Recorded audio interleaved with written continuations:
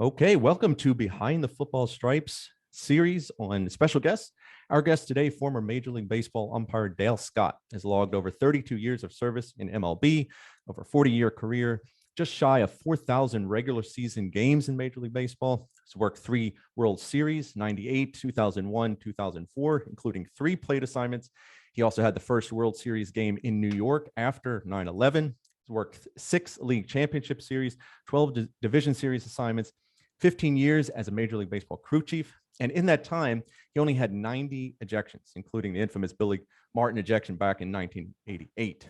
In 2004, Dale came out as the first active openly gay umpire, a huge moment of courage, pioneer leading the way to many others in the sports and professional worlds. Many now know him for opening up about his life and inspiring many young officials struggling with being their true self. But many on this site know and appreciate him for much more, including what he's done on the field as well. Many who have followed your career have been inspired to follow a similar path. And if you don't know Dale's career, you certainly have seen him on the field in one of those old AL red polo shirts back in the late 90s. One of probably just a few umpires that wore it consistently. So now, just shy of 5 years after leaving the field, retiring, he has written a book, The Umpire is Out, Calling the Game and Living My True Self, for sale May 1st, but available now for pre-order on Amazon, Barnes & Noble, and others, detailing his journey, interweaving his professional journey with his personal journey with his professional journey. So, I'll do. Welcome, wow. Dale. I mean, do we have any time left? I mean, hey, man, some career. First of all, how's retirement? It's almost 5 years. Yeah, I retired early because of concussions. And my goal or my plan was to retire after the 2019 season. I would have turned 60 in August of 2019. So I thought that would be a good time to step away. The baseball gods had, or the concussion gods, or whoever had a little bit different idea. But I have to say, I got hurt in early in 2017. I only worked; it was only my 5th game up in Toronto, and so I left a couple seasons before I wanted to. But I'll be quite honest, Adam, I was ready. I was ready. I was going to stick it out to 2019. That was the plan, but I was ready. This job is first of all, a great job. Don't get me wrong. I am not complaining, but it does take a lot out of you. The travel, just constantly being on the road, being away from home, and then, just physically as you get older, I mean, I applaud Joe West and some of those guys that work much, a decade older than me that were still on the field. Because those hot days when you're strapping on the equipment and the humidity, and the Baltimore, as you know, or Kansas City, St. Louis, whatever. I mean, it just drains you. But I would have gone through 2019. The thing that I have no regrets really, but the only thing I wish would have happened was I had a farewell tour that I would have gone into a season knowing I was going to retire, be able to see people in all these different cities and stadiums and bars and restaurants and hotels and just friends that I have through the years, all these wonderful cities that we went to, and just one last little tour before you check out, and didn't really get that chance. I just short of 4,000 games, I exit my last game on a stretcher, in a neck brace, but as I've said to a lot of people, as gays, we like to make an exit, but there you go. But that wasn't the one I planned. Right. And in a different country. A different country. Oh, it's funny. I'm in the ER, and they're going to do whatever they do, and the admitting woman comes in and she goes, "Do you have your card?" Well, I'm just thinking my insurance card. I got to give her my insurance card. She looks at this and she goes, "Oh, you're a Yank." I said, "Yes, I am." Oh, it's a whole, because of course, they have their whatever card in Canada and everything's taken care of. And so, they had to process, and I paid for everything, and of course was reimbursed. But anyway, it was funny how just it was in a foreign country, and I was shown that really quickly. Yeah. I mean, as an Orioles fan, I happened to be watching that game. Yeah. The Orioles, as an umpire fan, and I saw Trumbo, and I'm like, oh no. I did one of these. I'm like, not one of our favorite umpires. I mean, not that should be anybody, but Right. Did you know, you mentioned that you were ready to hang it up by the time you got off the field and you're in the ER? I mean, did you know then that was it? Well, this was the fourth one in as many years, but it was the second one in 8 months. And one of the first, when I got hit, none of the concussions I had, I never lost consciousness. I knew where I was at. I was aware of my surroundings, but I was certainly concussed. This one had whiplash. And so when they came out, I said, my neck hurt, and boom, you say that, and it's DEFCON 5, they're putting on the, don't want to move you and this and that and this and that. The Toronto team doctor was by my side the entire time. He rode in the ambulance with me, kept me, informed of what was going on. But as I was going in the ambulance, and then when I got to the ER, and I'm on this stretcher, and all I can do is look straight up. I can't see peripheral or anything, so I'm just staring at the ceiling, but hearing noises and talking and everything that's going on. And it took about 40 minutes before we got a room. Wow. Apparently, gunshots are more important than baseball. Right. I'm just saying. Yeah. But the whole time in the ambulance, when I was there, I was thinking to myself, first of all, I can't believe this happened again. It's just like, it was my second plate job of that season. I was just like, I can't believe this happened again. But for the first time, unlike the other concussions, I also thought, I don't think I want to do this anymore. I just don't, I didn't know what was going to happen, but that was the first time that thought had come into my mind when I'd been injured. And that, the ER, they checked me out. I went back to the hotel. The next day, it was Saturday. The guys had a day game. I went with them to the stadium because the doctor wanted to talk to me and check me out again. And he cleared me to fly on Sunday, which I flew into Phoenix. On Monday, I met with the MLB concussion specialists and everything in Phoenix. Went through some tests there. They cleared me to, go home. And I got to the airport a few hours before my, just sitting at the gate. And that's when I called the union attorney and just said, what are my options as far as getting off the field? I hadn't made any decisions, but I just wanted to know what my options were, because the doctor at MLB, and then later on when I had a couple other opinions from some independent concussion specialists in Portland, I asked the same question to all of them. I said, what, if any, are the long-term effects of these head blows and concussions? And all three of the doctors I talked to had the same answer. We don't know. We just don't know. That we are trying to find, research is going on all the time. But it's, a lot of the research has to be done on deceased people that, they can look at their brains and see, what kind of damage, like NFL players and that type of stuff. So, so I wanted to know my options. I knew I was at least probably 3 to 4 weeks before I would be cleared to go back, because especially with the whiplash, I was physical therapy and all that. So I had time to kind of figure this all out. And by the way, the MLB has I don't know, is this the doctor protocol or MLB protocol or union protocol that the umpire has to be off the field for a period of time? It's like at least 2-3 weeks now. Well, yeah, I mean, it's, I'm not sure if it's actually, written down, but let's put it this way. I don't remember any guys coming back before 10 days, if not 14 days. And in all my previous ones, concussions are, I learned a lot about concussions. First of all, you're not, there's not a slight concussion. You're either concussed or you're not. And so that's kind of a fallacy. But the other thing is completely different. It can be completely different, that you're recovering your symptoms. I mean, my first one, light, for the first week, I had to keep the room dark because the light it bothered me.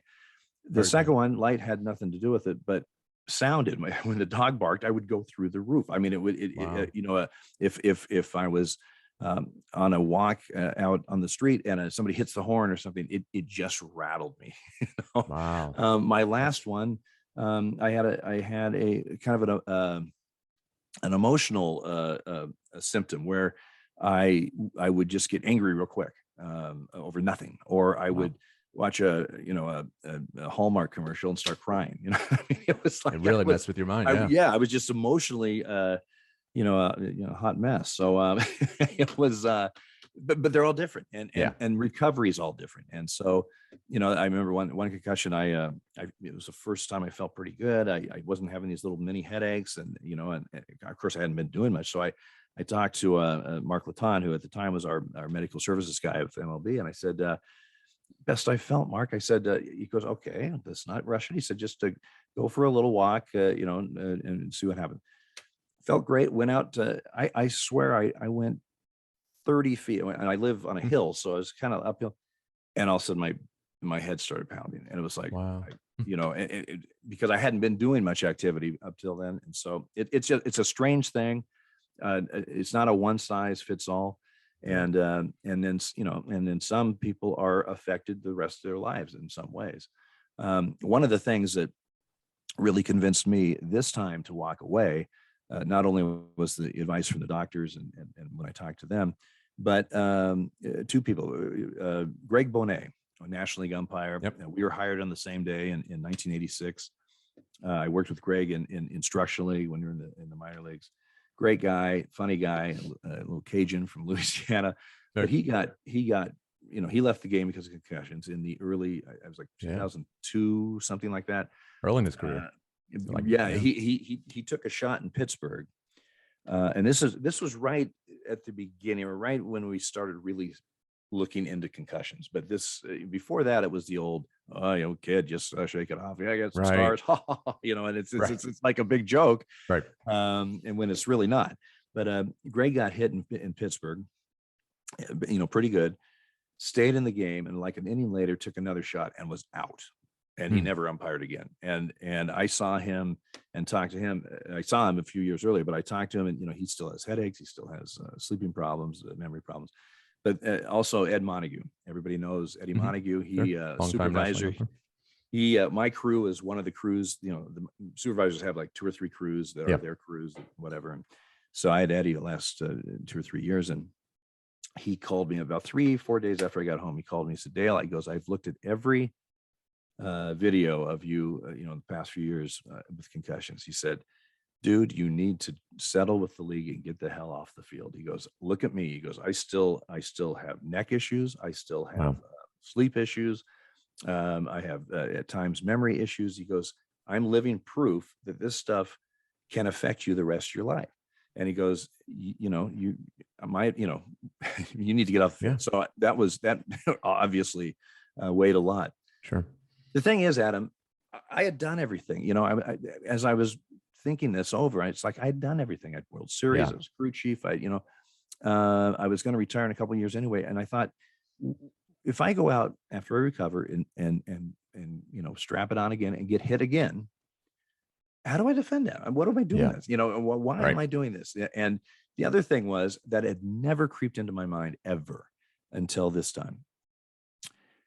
I wasn't quite sure if I went back out there as the pitcher was, winding up, that I was thinking, is this one going to hit me? Is this the one that's going to get me? Yeah.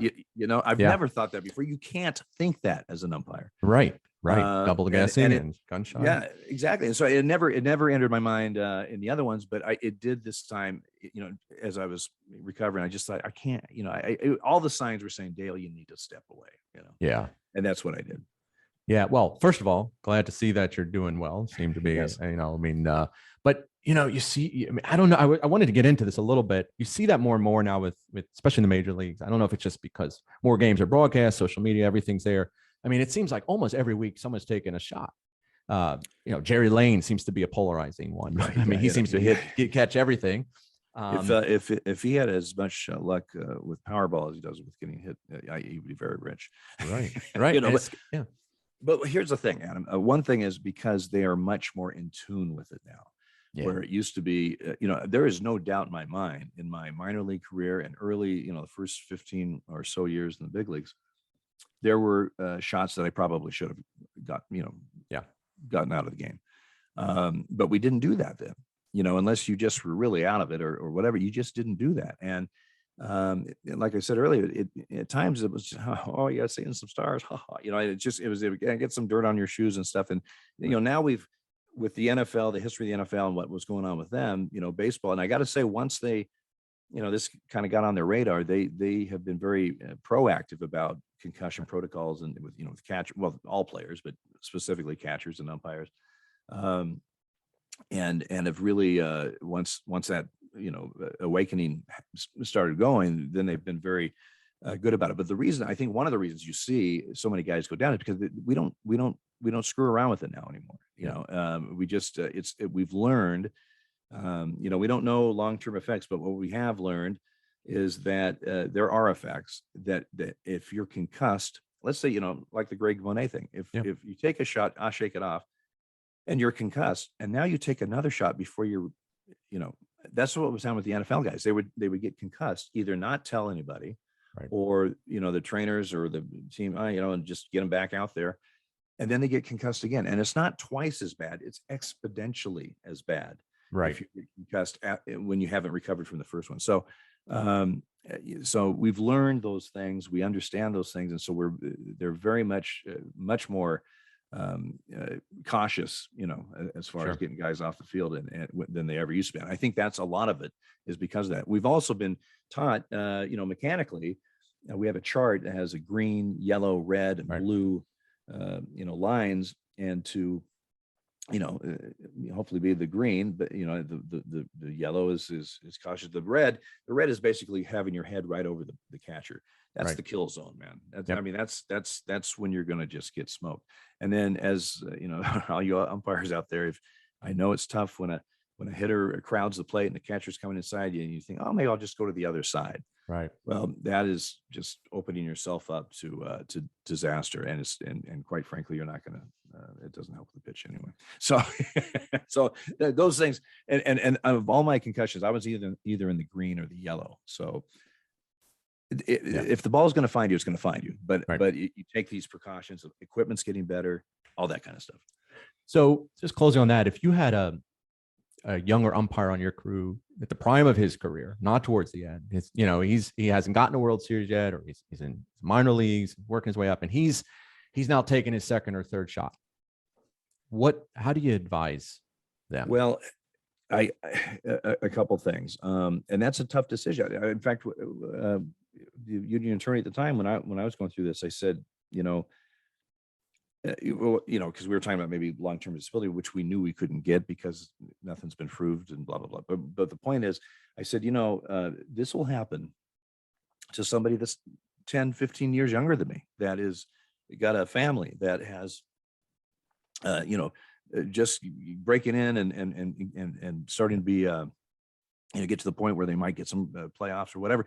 And I said, that's a tough decision, because obviously you don't want to screw yourself up for the rest of your life by, being not reckless, but just, risking getting hit over and over. But you've worked your way up to this position. You have a family to provide for. You're making a good salary and stuff, and now you're going to drop all that because you might have issues. It's a very tough and difficult decision to make. One thing I told my crew, I tell groups, umpire groups around the country when we used to be able to talk to groups, was don't be a hero. If you take a head blow, and then, not all head blows are concussions or that kind of thing. But if you should know the symptoms. Every umpire, your base guy, your partners. If we took Bill Miller off the field one day in Oakland because I'm okay. Yeah. And then he called a guy out on strike 3 twice on strike 2. That was a sign. Right. So, you gotta look out for each other. Yeah. Right. And so you've got to and see, a lot of times the guy working or the guy hit doesn't necessarily understand he's looking a little bit goofy, or doing stuff that he doesn't normally do. Right. One of the times they pulled me, this was a bottom of the first, like the second pitch of the game, which is a veteran move, by the way. If I'm going to leave a game, I might as well get it early. And yeah, that's right. That's right. Late in the game. Come that's on. Right. But I was looking at the trainer and my 3 partners and I said, no, guys, I feel good. I feel good. And I could see their faces like, just kind of looking at each other like, and I go, and Danny, I saw you. I'm like, good buddy that was my two man, he said, no, I'm pulling the cards. And he takes the lineups. Right. He goes, I'm pulling the cards. You got to go. Looking out for you. And I said, I do. And he goes, yeah, you got to go. And he was right. He was right. And I mean, the trainer was there also, but sometimes the guy that doesn't necessarily understand that he's been concussed or that he's been affected. So you should know what the symptoms are and the immediate things to look for when you're hit. And then, like I said, don't be a hero. Do not be a hero. If you are feeling queasy, uneasy, if something, get off the field. Just get off. Safety first. Real quick follow-up on that. If if you're the one now taking over, if you're working second base and you were planning on just having an easy night, and now it's like, oh crap, I got to take over. I mean, you talk about second guessing. I mean, you're the first one that's now got to be right in that line of fire again, right after you just saw your partner go down, potentially on a stretcher. What's the mindset? How do you prepare for that as an umpire? Well, you don't, necessarily prepare for it. I've had to come in one time, Ron Culpa, it was a game before the All-Star break in Baltimore, and hot Sunday afternoon game. Right. I had first base, but I was off after the All-Star break. I had time off. So usually the second base umpire comes in, but I said, no, I'll take it because you guys got to come back. And you just, it's kind of, when you say, how do you prepare for it? It's kind of like how you prepare for umpiring in the big leagues anyway. It's all mental. I mean, you have to just focus, block things out, and just go do your job. That game ended up going, whatever. And I mean, it was hot and miserable. And this is like the second inning when it's happening. So, about the fifth inning, I said, why did I do this? No, I'm the crew chief. I shouldn't get it here. Yeah, right. Right. But, and the thing is, you're completely whacked out of your routine. If play routine, you're not, when you're putting the stuff on, you're not necessarily have the undergarments that you usually wear when you're right. Exactly. Play, because you're trying to rush and get going. And so you just have to, like most things when it comes to officiating, and particularly when I'm talking about baseball umpiring, you got to focus and block stuff out, and just it's a mental thing that you learn through the years. That time in Toronto, my last game, Lance Barrett came in from second base. Like the second pitch, he got whacked. I didn't, I remember that. Yeah. And it was right. like, I was told afterwards, and I was like, oh man, that happened one other time when I had to leave the game. I think, it was a concussion in Seattle, and when they came in, it was like 2 or 3 pitches later, the new umpire took a shot. I was like, oh man, we're going down. Right. Yeah. I think there was a time once in Toronto, it was a Jerry Crawford's crew, and I think Jerry went down. I think maybe Tom Hallion took over, and then he went down, and he ended up coming back third base later in the game or something like that. Yeah. It's you just try to get through it, basically. Right. Well, that was your last game, and I appreciate you sharing a lot of that with there. But you had a really illustrious career before that. Let's take it back to the beginning. Early in your career, what brought you into umpiring, and what made you stick with it? Well, growing up in Eugene, Oregon, I was a huge baseball fan, and my grandfather lived in LA, so I was a Dodger fan, and it was pretty obvious to me I'd be a first baseman for the Dodgers. It just seems, inevitable. Right. And then I started playing. I couldn't field, hit, throw, or run. So I still played, I don't know, 4th, 5th, 6th, 7th, 8th grade. I wasn't good. I was on the B, C, whatever teams. But I definitely enjoyed it. But when I was going into high school at that time, our high schools there were 3-year high schools. So I was going into my sophomore year, and it only had a JV or varsity team. And, I was several levels below that. So a friend of mine said, hey, you should, I'm 15. How do you stay in the game? I'm too young to coach. Not that I'd be a good one. But he said, why don't you umpire? He goes, I umpired last year. It's a great little summer job, make a little money. And I thought, all that time I spent on the bench, I watched the umpires a lot. So maybe that sounds good. Maybe I could do that. Sure. And I started to umpire when I was 15, sophomore in high school, and just fell in love with it. I fell in love with the challenge of it every day. I mean, you walk out, it's the same game as far as, the rules haven't changed since the game the day before. Right. But you never know what's going to happen. You have no idea what's going to happen in that game. And you could go out and have a 1-0 2-hour game where, you didn't even have a decision hardly because everybody's swinging the bats and whatever, and the ball looks like a beach ball, and then you can go out and it's a BB and it's a 4.5 inning miserable game, and and you're struggling back there because for whatever reasons, you just don't know what's going to happen. You could have a no-hitter, you could have a triple play, you could have a 19 inning game like I had in Cleveland one time. So it's the challenge of meeting that challenge, meeting whatever is thrown at you, and looking in the mirror afterwards and saying, you know what, I made a mistake here and here, but I did a good job, or I didn't do as good a job as I hoped to do. And I just loved it. So I started refereeing football and basketball also a couple of years later. And I did both those sports, high school level for 18 years as I umpired. Sure. Football was tough because by the time I got back, there was maybe 4 weeks left of the regular season. And actually, I loved football much more than basketball. But that was one that really overlapped with me. But not everybody's an official. Right. not everybody has the fortitude. It's just not for everybody. And but for those that do enjoy it and it gets in their blood, usually they love it. It's the good and the bad, because it's not all good. I mean, you have to get through a lot of situations, and deal with it. Of course. Is it the ability to stay consistent, especially under those conditions like you mentioned, where nothing's predictable from day on day on? Is that something you see in umpires that are tend to move up more successful than ones that kind of maybe peter out or just don't stay with it? Well, for the most part, once you've been through the vetting system of the minor leagues, and you do get, you do get a job in the big leagues, you have already demonstrated that you can work the umpire system. You have good judgment. You this and that and this and that. What can separate guys is handling situations. And just when things, when a game's going smooth and everything's fine, boom, boom, boom.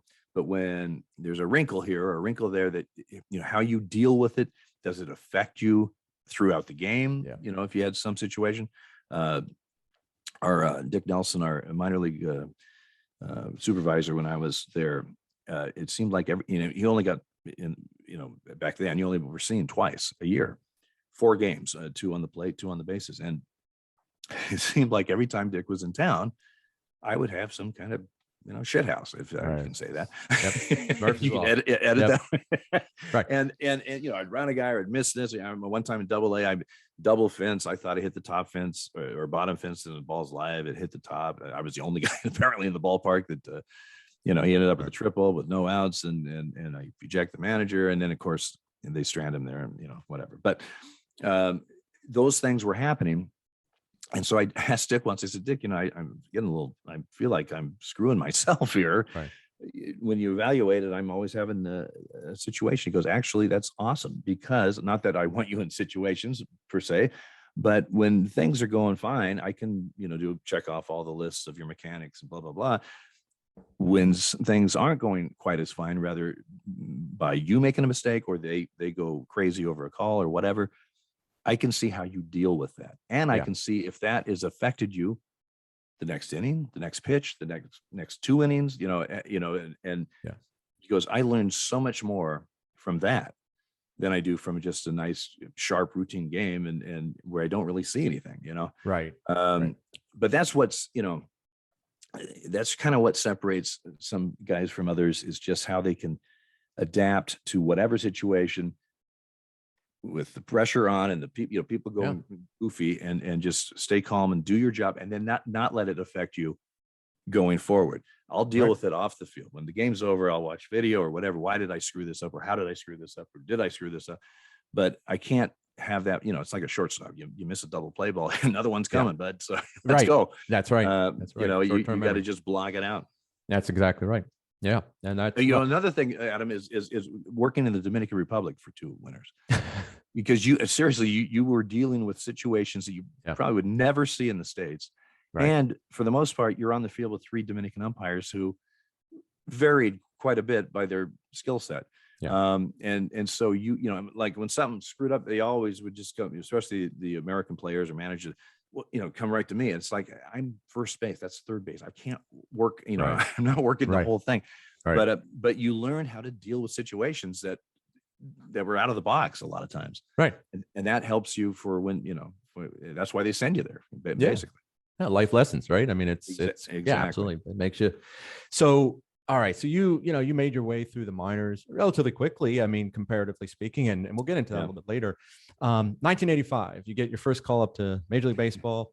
Was it Kansas City and Jim Evans' crew? Right.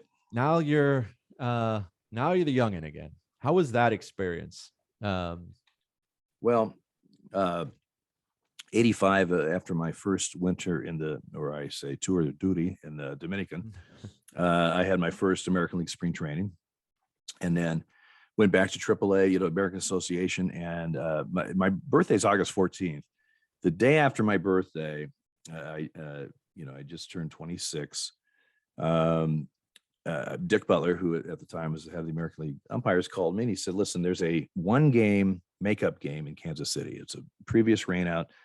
Both teams, Detroit and Kansas City, are flying in just for the game and then flying out to wherever they're going. You know, obviously it was supposed to be a day off. It's not anymore. And the umpire crew coming in, Jim Evans' crew, was supposed to have the day off going from the East Coast to Oakland, but now they got to stop in KC and work this 1 game.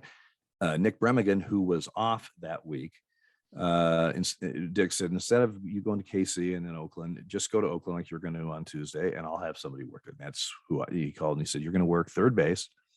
Just 1 game. Don't even bring your stuff. Just bring base stuff. And I was in Omaha.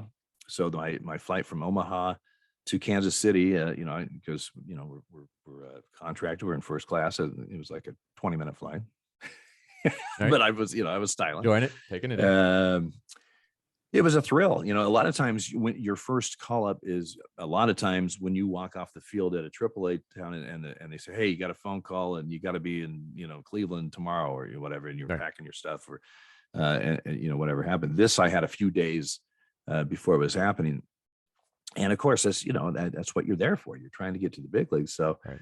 I went to Kansas City. Ted Hendry and Dan Morrison were on the crew. Teddy Bear had the plate, and of course he's originally from Oregon, also big Duck fan, and that had put me at ease. I knew, and I'd met not Morrison, but I'd met Evans and Hendry before when I was in the minor leagues. But anyway, I was nervous, but I was giving that cool demeanor, like I've got everything under control. And Right. Jim Evans, who, if you know him, has that dry sense of humor, and he said, so we're in the locker room. So you a little nervous? I said, no, not really. I feel butterflies, but I'm good. He goes, okay. I was wondering, because you put your undershirt on back. I had it on backwards. Right. I didn't even realize it.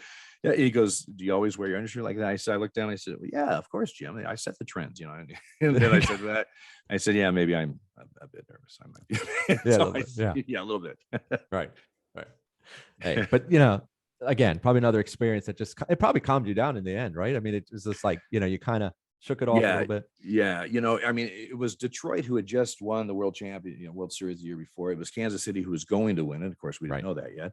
And in Royal Stadium at that time, it's just a beautiful ballpark. Yeah. And so, ground rules, here comes Sparky, here comes Dick Hauser. And with the lines, and they both come, hey, Dale, good to see you, shake me. I'm like, God, that's my name. I'm thinking that's really Right. cool. Of course, it's listed right on the dugout, but Right. I still, this is really cool. We do the lineups, boom. I run out to shallow left field there, and I'm just kind of looking around at the stadium, kind of trying to figure out how the hell I got here.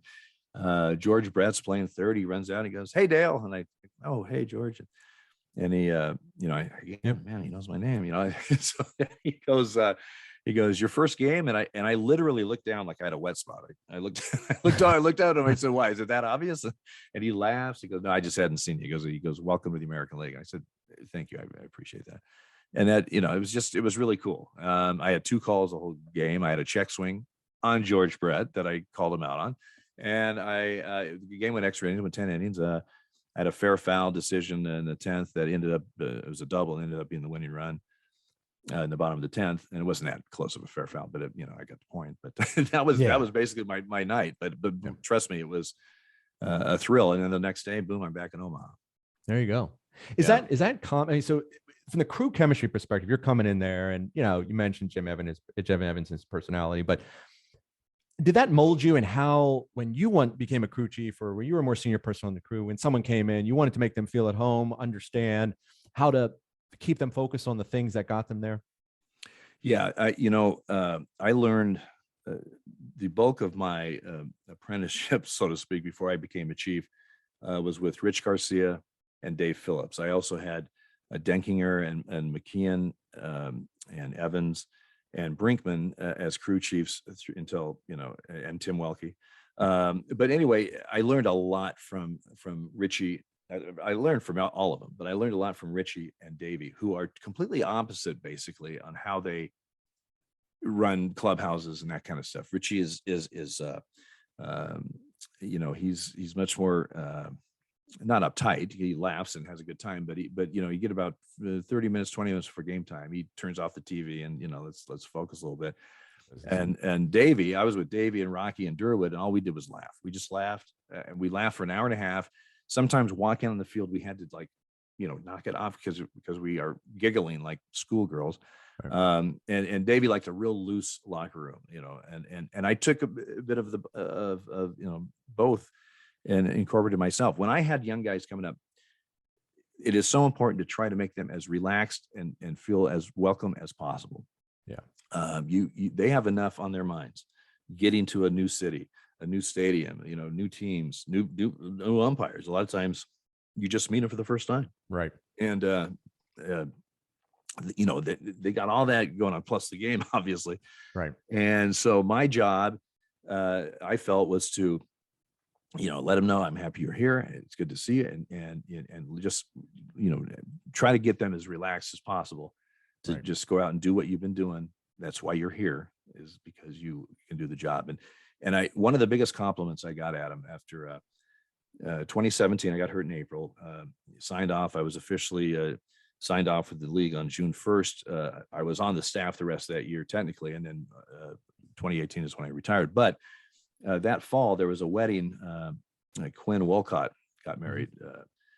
He lives in Tacoma, and I went to the wedding, and there was several, Quinn and a few other young guys there. And individually, it really made me feel great. And I was so happy to hear this, because that's exactly what I wanted to do as a crew chief. 2 or 3 guys came up to me at different times, and I just said, "Hey, congratulations on your career and your retirement, blah, blah, blah." He said, I got to tell you, when we're in AAA and we get a call up, it's a little bit of a lottery on which crew you're at, because there's a lot of differences in crew chiefs and how things are handled. And they said, if you were one of the guys, I'm going to Scott's crew, and the other one, it's just like, oh man, you won I won't say they won the lottery, but they're very happy to come up to my crew, because it was a relaxed atmosphere. Some crew, and I experienced it when I was a rover early in my career. Some crews are pretty uptight, they're mad about the union, or they're mad about this or that.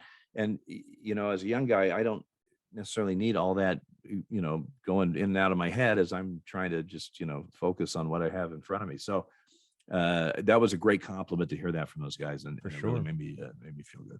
That's awesome. And it's a sign of a true leader. And I mean, I was going to get into this, but I mean, I think anybody that's watched umpires enough and seen you, I mean, you have a natural way on the field. It just seemed like you had that respect of both the teams, your crewmates, how you held yourself. I mean, you see, like you're talking about, there's some personalities out there, and like in any profession, that are going to be a little bit more, by the book, maybe a little bit more, less rounded. Yeah. A little bit more brusque, but I think that's a sign. I mean, it's a good testament. So, well, thank you. Some people lead. I felt that I led by example. I'm not a real rah-rah guy. I'm not a roller coaster. I'm not, happy and mad and happy. I try to stay very even keel. It's my personality. And And I would never ask someone on my crew to do something that I wouldn't do. Right. I mean, if I wouldn't do it, I'm not going to ask him to do it. Right. But I try to just with situations with managers or players, I just try to keep an even keel, to keep as calm as I could, even Right. though inside I might be fired up, but just try to have a good calm demeanor and let's just sort this out and figure it out. And that's and I think it really helped me on that playoff game in Toronto when it was just a Oh yeah. Right. freak show. Yeah. Absolutely. And I kept thinking that night, because the fans are going crazy, Yeah. throwing stuff, and the players are all trying to kill each other, and just step by step, we got to protest the game, but Right. just step by step, very calm, and let's just get through this. We'll deal with it afterwards. What I did right, wrong, whatever. But let's Right. keep a clear head, because no one else has one right now. Right. And it surely came off that way, at least in watching it. Maybe I have some bias, but you could tell your crew was locked in, you were locked in, and that, like you said, is a sign of a leader. So, all right, let's fast forward a little bit. So 85, you work your first game, 86, you're now on the staff. Those first few years into the early 90s, I mean, you're dealing with some personalities. I mean, some people that have been on the staff for a long time. What was that like? How did that mold you? Well, it's an education. When you're in AAA, especially when you've been there, and I felt pretty comfortable. I thought, hey, I think I'm a pretty decent umpire. I think I handle situations. I think go to the big leagues, and it's not a step, it's a couple floors difference. Yeah. I mean, it just the media attention, the atmosphere, the intensity, it's just different. And I remember guys telling me before I worked a big league game that telling me these types of things and this and that, and you can take it all in, but until you just go do it, right, you really don't know what they're talking about. I mean, it's you learn to drive 10 and 2, but after you have some experience, you're just kind of cruising, but right. But now you got 7 lanes of 70 mile an hour traffic or whatever, and you might go back to 10 and 2 for a second, just to right to focus in. But I was kind of in AAA. I wasn't mailing it in by any way, but I was relaxed and comfortable. And I got up there, and it's a different atmosphere, a different intensity. Then my first year in '86, Tim Cheetah and I and Mark Johnson and Larry Young, we were rovers. So we would be fill in for guys that are off, for their vacations or whatever. So I was working with a lot of different crew chiefs, going to different crews and this and that. And the positive thing about that is you are working with different guys and different crew chiefs, and you learn a lot of stuff. But it's like Marty Springstead, who started his role in the front office in '86. Also, he saw how you also are taking young umpires who don't know a lot of the staff. They certainly don't know the teams. They don't know the cities. They don't know the stadiums. They don't know. They're dealing with the rookie umpire syndrome, where they ask for the count, you tell them, and they scream at you. I mean, Right, it's just, all this, you have zero credibility. Right. And so Marty, rightfully so, said, why are we roving these guys? These guys are the ones that should have a stable home, so to speak, right, with a stable rotation. That's the other thing. Your rotation got screwed up because you'd be with a crew in Oakland and then, or in Toronto. And now boom, you're with a new crew in Oakland, and you had third base, but now they're putting you at first base, or whatever. I mean, it just, he had no continuity and flow. So he changed that the next year, but it's a learning experience, and it's one that you have zero credibility when you go up with players and managers and stuff. They just, they don't care what your background is. They don't care anything. You have zero credibility because they don't know you, and they want to see, who you are and find out who you are. They're going to test you. They want to see, even if it's not your call, are you working hard? Are you hustling? Are you showboating? Whatever. And that goes on, I mean, that goes on for a few years. It's not just your rookie year. Unfortunately for me, my second year, '87, was probably the worst year of my career. I didn't really have a rookie issue. I mean, I was fine, but my sophomore year, sophomore slump. Yeah. And the more I tried to, it was like, the more you try to get a grip of what's going on, the worse it got. It also seemed like maybe it was just me, but seemed like I would have the weirdest play. I would have the obstruction or the interference or something, and they didn't believe me anyway. I just on a force out. So now, just luck of the draw. Now I'm going catcher interference or whatever. It just was a tough year. Yeah. And I write about it in the book. Now looking back, I learned a lot about myself. I learned a lot about how internally you have to just really be strong at this level of officiating. But Marty called me in late June, and I was in New York. He had me, hey, come into the office. I come in. He says, Scotty, how do you think you're doing? And I know things weren't going well, but I wasn't going to tell my boss that, and we just had the All-Star game. I said, well, Marty, I don't think it's an All-Star year, but I think I'm doing okay. And he said, no, Scotty, you're not doing okay. You're not. All the reports we're getting, everything we're getting. He goes, we need to make a major change, or we're going to have to get rid of you. We're going to have to let you go, is what he said. Wow.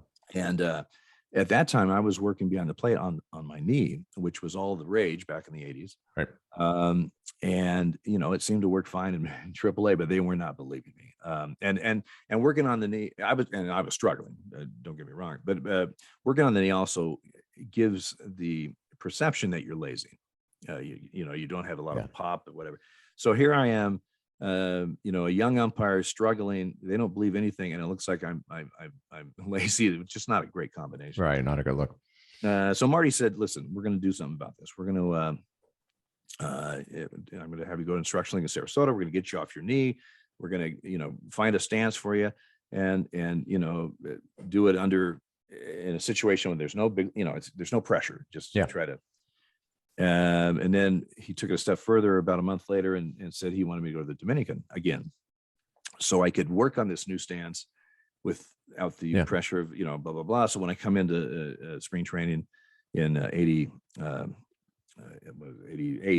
I would have that all, pitches under my belt, and I wouldn't be just, trying it out in spring training. That's all good. That's great theory.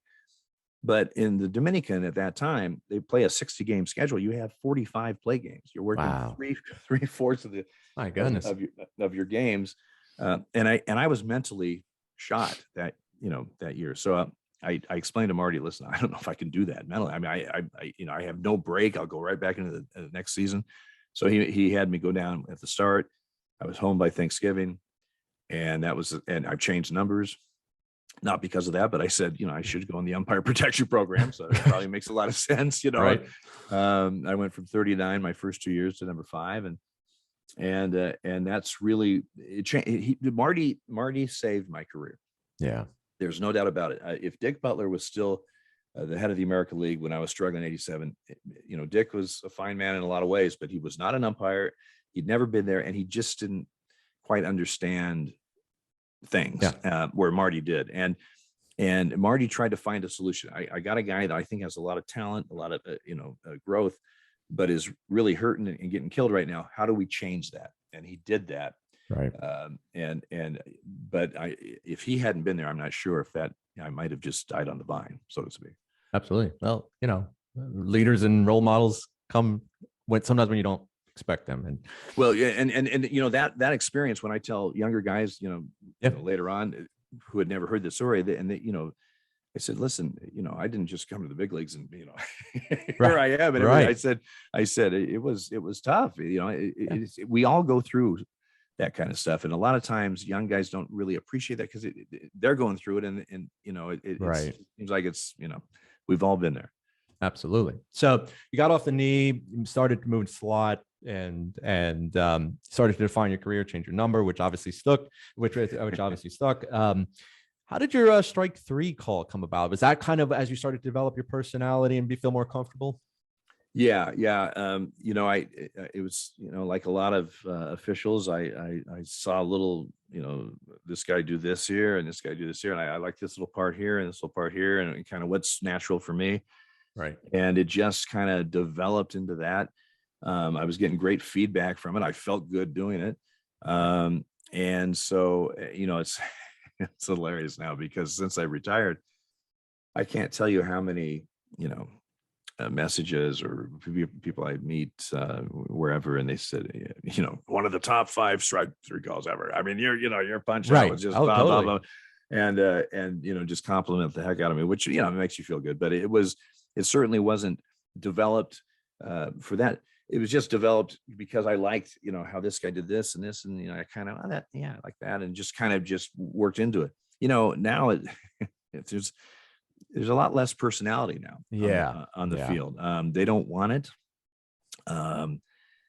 You don't want some real showboat, but it's nice to have a little flair, a little something, I think anyway. It's not showing players up. It's not trying to draw attention to you, but it gives the game, to me anyway, it gives the game just some flavor and some personality, Absolutely. I wanted to get into that because I think, certainly me growing up in the 80s and 90s, watching and getting into umpiring, you notice those personalities, and that I think there's something attractive to it that makes you kind of say, there's something there. I mean, the players certainly have personalities. Mm-hmm. This day and age with social media, everything out there. I mean, and especially with umpires getting a bad rap, and there's some very polarizing umpires for whatever reason, I don't know. And now when you combine that with the talk of robot umpires, would personalities be at this point in time something helpful for the game? Do you think we need to get back to that? Well, yeah. I mean, it used to be I could come upon a game, and maybe before the first pitch, but certainly after 1 or 2 pitches, I knew exactly who the plate umpire was. National League or American League. It was very, very rare you didn't know who it was. Right. Now, you turn on and it could be one of 7, 8, 10 guys. I mean, and it's not a, it's just not. It's a little bland. Now, right. I do not think people come to see the umpires. Maybe you do, or maybe my audience here that are officials. But one of the biggest complaints, Joe West, he thinks he's the show, that everyone's there to see him or whatever. So so when I say personality, it's just we're not all robots. We're not all just. Do you remember Australian rules football with those guys with the hats that they come in? Yeah, they do. Right. It's always like the same, Mechanical gestures or whatever. And again, not to get it so far that you're showboating or that it's ridiculous, but just a little personality. And to answer your question, yeah, I think so, because it's just that was when you could turn on a game and go, oh, that's whoever. I mean, and you knew exactly who it was, and you enjoyed the way he would call a game, not only his judgment, but just his mannerisms and his mechanics. Did it take away from the game? I don't think so at all. Right. I don't think I don't think people said, "Oh my God, that strike 3 by Dale Scott, what a showboat," Right. Of course not. I just think they thought, that's unique or that's fun or whatever. I mean, Tom Hallion, my God, I don't know how he doesn't have it. Right. He should be in traction, for God's sake. I mean, your strike 3 is up there, but my gosh, I don't know how he prepared for that, or how that. Talk about how that comes about. Right. That's acrobatic. But let's lean into that a little bit. So, personalities. Especially in the 90s. Obviously, you were known for wearing the red shirt. It's on your book. I know when you were on, I guess, Davey Phillips' crew at that time, it seemed like you and Durwood would wear it more often than Davey and Rocky, and maybe there was a division there. Was that part of like the crew camaraderie? That had to have been something. Well, it's funny. We had the American League had the red shirt, 96, 97, 98, and 99, 95, 96, 97, 98, 99, 5 years, whatever it was. I had concussions. I can't. You got it. You got it. And a lot of guys hated him. The National League scoffed at us because they usually did anyway, but they scoffed at us because they said it was bowling shirts. Red is not necessarily my favorite color, whatever. But the reason, and you'll see games that when we had the red shirt option behind the plate, I still wore the blue, but I quickly figured out, and at that time, the plate, most crews, the plate umpire picked the uniform for the day. Right. Now, the base guys, if he's in short sleeves and it's a little cool, they could all be, they don't have to be in short sleeves. But as far as color, if I had red, they all had to go red if they're wearing shirts. And I had guys, Mike Riley, Rocky, and Dave. I mean, they would wear windbreakers even when it's not that cool because they didn't want to be the damn red shirt, But I quickly found out that Durwood didn't care. Right. But I quickly found out Rocky and Davey didn't like it. So every time. And as it turned out, it was kind of a branding thing.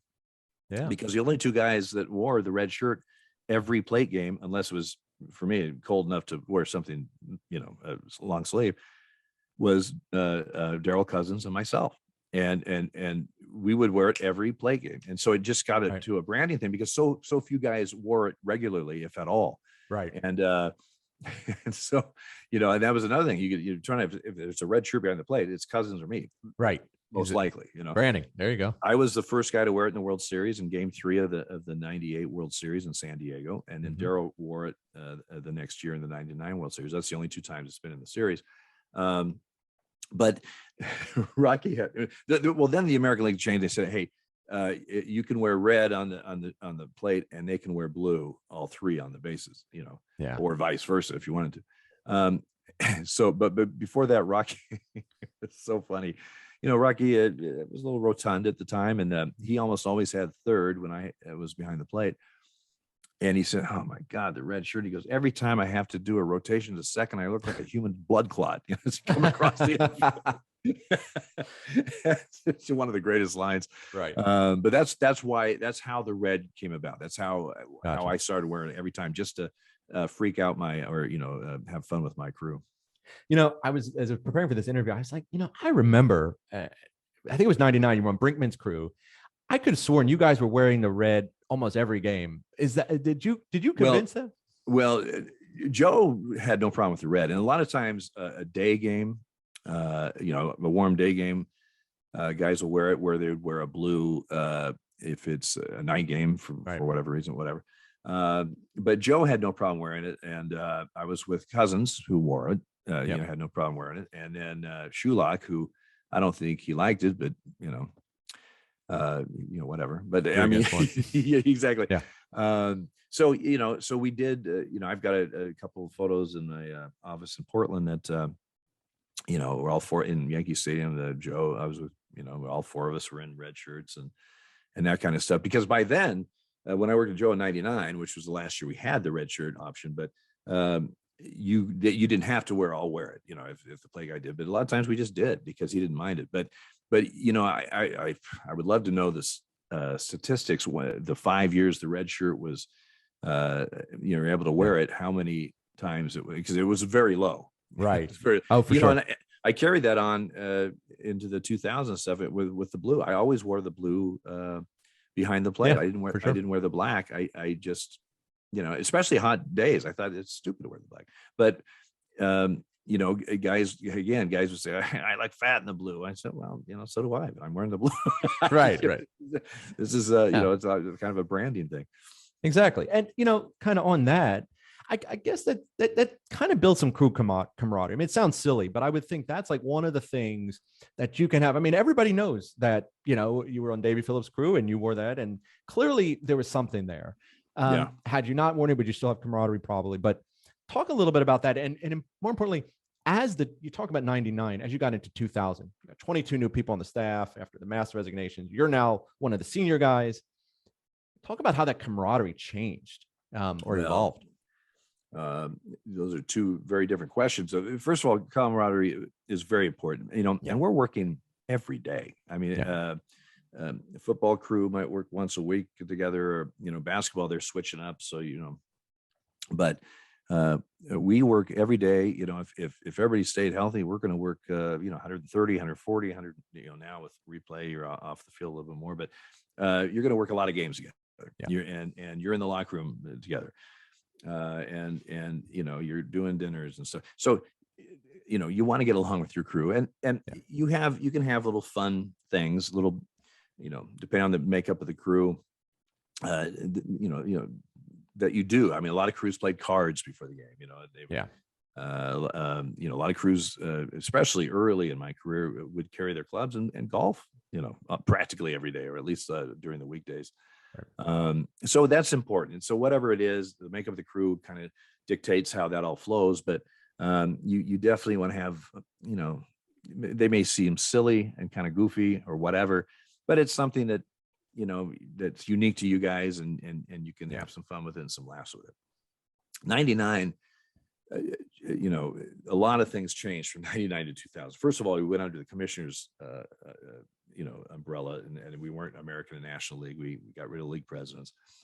You know, most of the American League guys were fine with it. A lot of the National League guys weren't.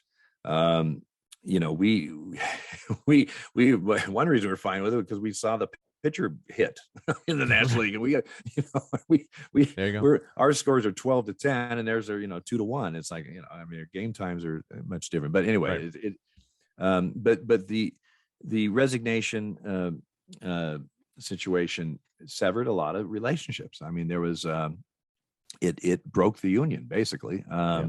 And it was the lowest point in my career. It was, you know, guys that I went to umpire school with, or came up through the minor leagues with, and they happened to go to the National League, and I went to the American League. Suddenly, we were on different sides of this, you know, topic, and there was some real, you know, I'm friends with a couple of these guys still, you know, but a couple of them, it's never been the same. It's never been like it was pre-99. 22 years later. Yeah, it's certainly cooled and all that, but I'll tell you what, the first 5, 6 years, some guys started retiring and stuff, and you know, but it was tough because it's kind of like our politics now. You were either this or that, and there was no in between, and that didn't used to be that way up until then, and you know, again, I write a lot about it in the book, and you know what's funny, Adam, when you know, I've never written a book, but you know, doing research and stuff to make sure I get everything right and this and that, but when I, you know, the chapter on 99, I'm reliving that as I'm writing it. I'm looking at notes and conference calls, you know, minutes and blah blah blah that I had.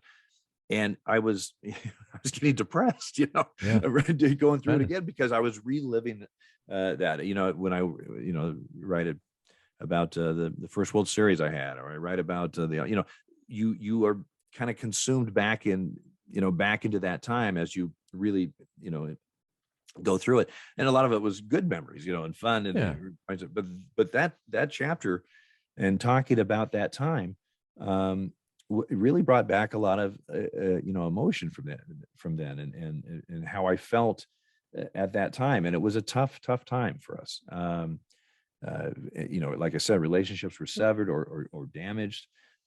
We had animosity that carried on with some, you know, for many years afterwards.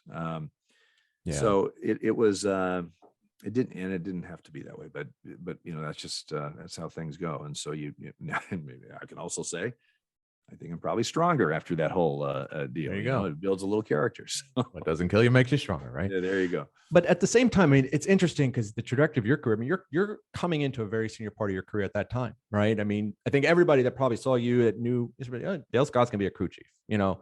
That was my 15th. Yeah, 2000 was my 15th year. Yeah, 15th year, and I think it was a 2001. You I think it was a Jim McKean retired, and you were either put into the crew chief position interim and then made official in 2002. Talk through that. Like, was that like 85 all over again in a way, and with a little bit more? Yeah, you know, it's funny because from 86 to 99, I was the 4-man except for 1 year. I was a 3-man in 95 because Jimmy Joyce and I were on the same crew, and I had seniority over Jimmy. So I was 4-man for all those years. In 2000, I was with Tim Welke. I was suddenly a 2-man, and Welke was on the.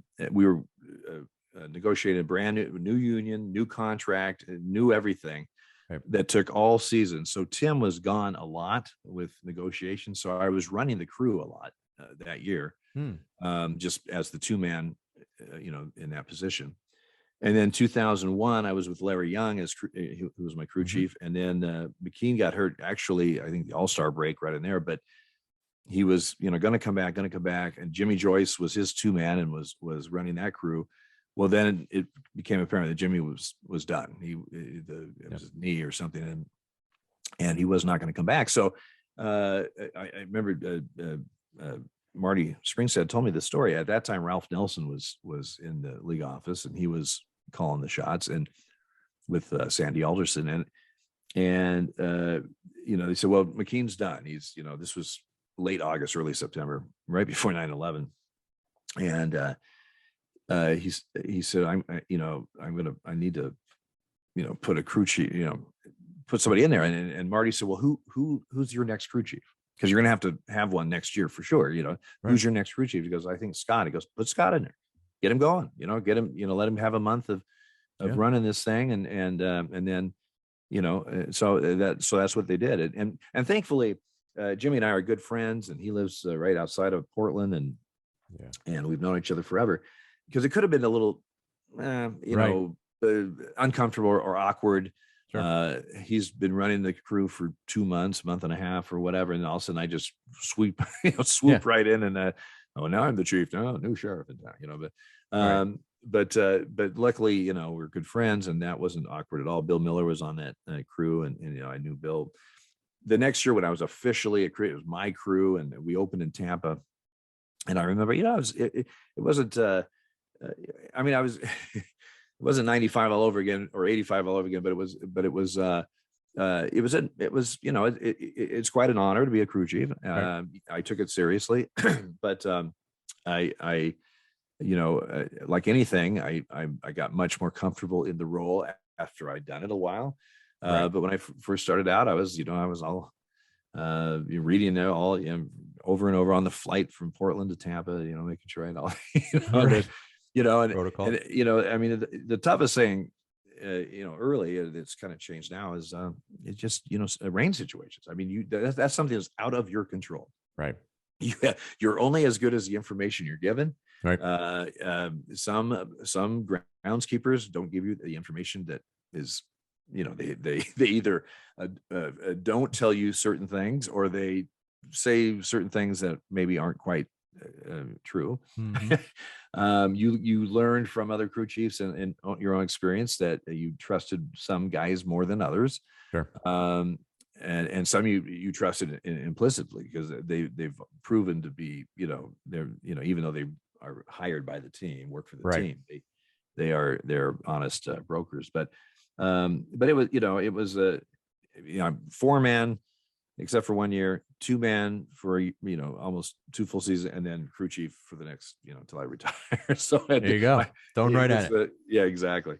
And that kind of shows how the American League staff was set up when Cheetah and I got the job in '86. We got those 2 spots, and then from '86 until '99, there were only 3 openings in the American League. I mean, there was no movement. It was a younger staff when I got on it, and so there, it just didn't. There was no, it just didn't move, and so that's why you're a 4-man for 14 years, because it's nobody coming into the league. That's right. And squished right in the middle there was 9/11, right? And you, of course, get assigned to the World Series, your second World Series. You had the first plate in Yankees, first World Series plate in Yankee Stadium after that.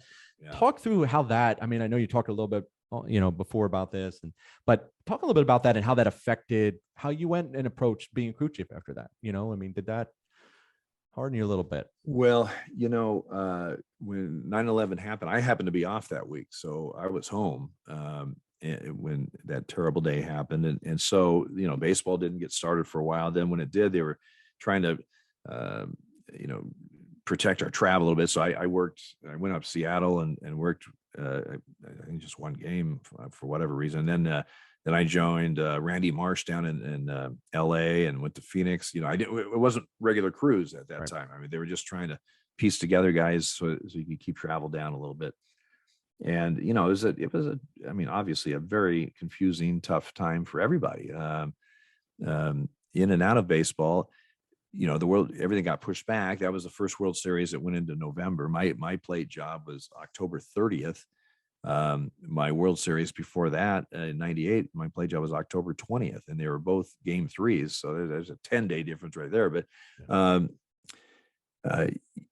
first of all, that series was insane. The home team won every game. I think it was the first time ever that, the Yankee fans, you either like them or hate them. Right. But I think that was the first time that a lot of the nation was pulling for the Yankees, only because it was New York, and it was, the nation was, pulling together. And of course, they didn't win. So Right. That's how these things work. Right. But what an experience. And it was just, it was more than just the experience of the World Series. Yeah. It was a national experience. I mean, we all lived through 9/11 and the agony and tragedy of that, and disbelief, and baseball, I think, really helped. I know it helped New York, when the Mets, the Yankees started playing, but baseball really helped bring the nation. And that series, thankfully, was 7 games. I say that only because it was like a therapy session for the nation, right. In a way. I mean, Right. Maybe I'm putting too much emphasis on it, but it was a very emotional, very impactful, very exciting series. And so to have been on the field and be a part of that is I feel extremely lucky. And of course, having the game with President Bush throwing out the first pitch, the security in Yankee Stadium was off the charts. Can't even imagine. That's off the charts, insane. And Jimmy and I were the first 2 guys to get, and we got there real early because we knew, how insane it was going to be. And there's a gentleman sitting in our locker room, and he introduced himself. He said, "I'm with the United States Secret Service. I'm going to be putting on a uniform, umpire uniform, and going out with you guys." And we said, "Cool." That's great. And he had, the earpiece, and we saw what he had underneath this umpire pullover. I mean, he had 2 guns and cuffs and zip ties and a bulletproof vest. And was he wearing one of your uniforms, or did the MLB get? Yeah. Okay. No. I think he wore. Yeah, to be honest with you, I'm not sure whose pullover he wore, and but Mark Hirschbeck stayed in the tunnel when we came out, so there'd only be 6 umpires. Gotcha. There was also 2 Secret Service agents on the field wearing Yankee groundskeeper uniforms. Because the president's going out and nobody's around. Right. Now, totally. Security to get in that place. Fort Knox. Yeah. Right. But he had a bulletproof or flap jacket underneath his coat. And they just don't like that. They'd like to be by the their protectee and so all the precaution. But this guy before the game, he was telling us we have a mobile dirty bomb lab or operating room if that's needed. We have he there were snipers and stuff. There was it was just remarkable to see. And Yankee Stadium is a secure stadium anyway. I mean, it's one of the most secure stadiums we got. And that night, I wasn't nervous. I thought it was probably the safest place in America. Right. There you go. You didn't have to worry about security that night. You were good to go. Just had to do your job. I said I could use those zip ties though. Sometimes, I had Clemens pitching. So. But working that game, I mean, I can't even imagine walking on the field. I mean, that emotion. I mean, like you said, everyone was a New Yorker that month or that year. I mean, walking on that field. How did you get yourself locked in? I mean, did your training just kick right in like they talk about as a pilot? Well, that's a great question because, first of all, in any postseason, especially World Series, you have all of a sudden all these people in your locker room. You don't even know who they are. I mean, it's they work for MLB and this and that, but you never see them unless it's at an event. And a lot of these locker rooms aren't that big, and you got 6 umpires anyway, and now you throw in 3 or 4 or 5 other people, and a lot of times they hang out there just because they can't hang out in the clubhouses, right? And quite frankly, it's some pretty good food and drinking. There you go. Yeah, right. But as an umpire, you got a job to do, and sitting there, trying to focus on the game when you have all this just stuff that you don't have normally, right? When you're working, so you know, and of course I had other events before the series, so I had been through that before. But I remember the first couple times, I was just like, who are these? You know, what is this? What is like a free for all in here? Throw me off my game.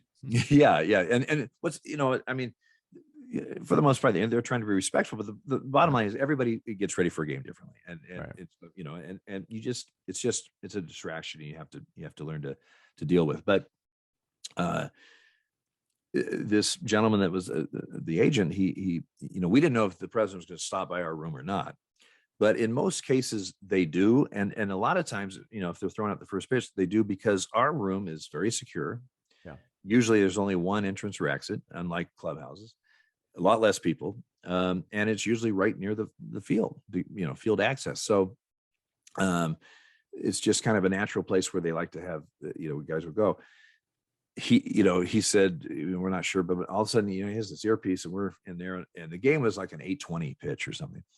And he said, the president, well, as we were, you know, just sitting there, he goes, the president has left the White House. Oh, cool. The president's on Marine One, you know, I mean, he was just giving us update, you know, which was pretty cool. But he said, all of a sudden he goes, the president will be here at 7:58. Oh, okay. That's pretty efficient. Yep. And sure as heck. Now, when he shows up, there's a ton of security with him. But you have to remember, George W. Bush was in baseball. I had met him before he was governor.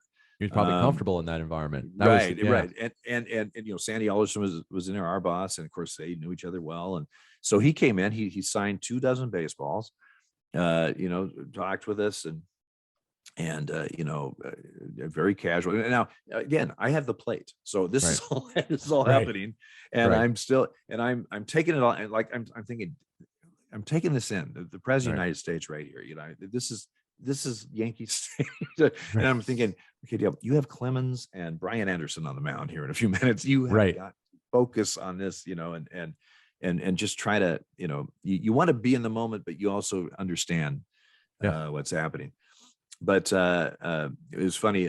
Jimmy Joyce had a little video camera, and he said, "Mr. President," as he was signing the baseballs and talking, he said, "Mr. President, do you mind if I take a little video?" No, he goes, my son Jimmy didn't make the trip. He's a senior in high school. He's playing in football playoffs. Blah, blah, blah. He goes, and Bush looks up and goes, "What's your son say?" He goes, "Jimmy," and he looks right at the camera. He goes, "Jimmy, little advice from the president. Always listen to your mother." Looks right in, you know, right at the camera. I mean, it was classic, you know. And so anyway, so now it's time, you know, I'm getting the gear on, and of course they mic you up, and, you know, I mean, there's just so much hoopla anyway with postseason.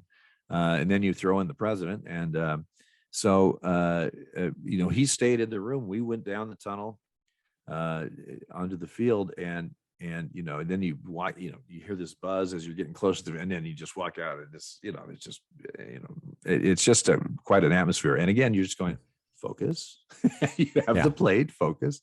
It's a real, like I said earlier, it's very mental. You have to, you learn how to, you know, like I said, in AAA, I thought, you know, I have pretty good focus. Nah, I didn't. Not compared to what you needed, not only in the big leagues, but then in the big leagues in a game such as that. Right. And I mean, I don't know many other jobs where you could top that, everything you just described in one moment. And then you're the guy. I mean, you're the decision maker from that point on. I didn't have the right field line, which would have, you know, you can have trouble out there too, as we know. Jeffrey Maier game, right? But I was at first base when that happened. You know, it's time. And let's be honest, Roger Clemens was not an easy guy to work with. I mean, he was an outstanding pitcher, but he's a tough guy to work, you know, and you know, and of course at that stage. So there's just a lot going on. And you know what I try to do is not dwell on what's going on, just dwell on, you know, the bottom line is they got to throw the ball, they got to hit the ball, they got to field the ball, they got to, you know, it's a baseball, and just umpire it, you know. There you go. You know, did you notice anything different in the teams that postseason or that World Series?